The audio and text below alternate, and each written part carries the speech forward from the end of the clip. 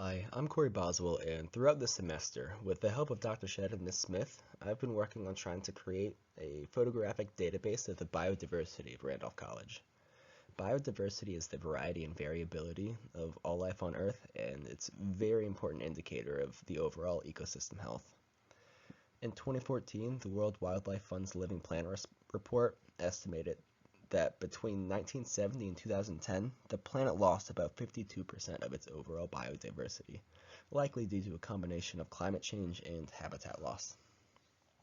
While the main goal of this project was to photograph occurrences of biodiversity, I also wanted to bring awareness to a lot of the beauty of back campus. We're all aware of how gorgeous front campus is, especially in the spring, but there's a lot to see on back campus.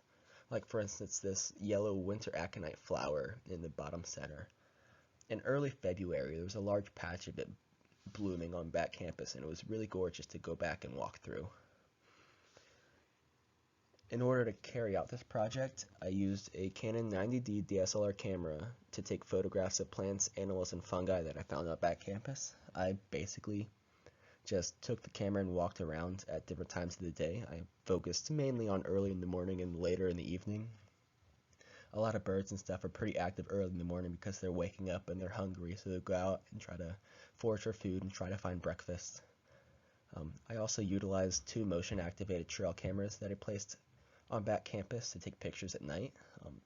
Didn't have very much luck with that. I did get a lot of pictures of deer and possibly one fox. Now, this project did have some limitations, mainly due to the ongoing COVID-19 pandemic. First and foremost, being sent home halfway through the semester is not very helpful when your work requires you to be on campus. This effectively cut my day in half by cutting the amount of time that I had in the field in half, like the amount of time that I had on campus in half. The timing also wasn't ideal.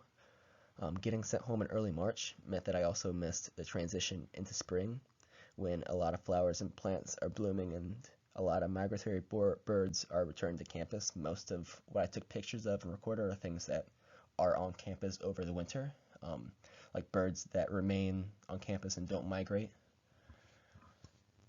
But despite this, I was still able to photograph and identify about 39 different species of plants, animals, and fungi.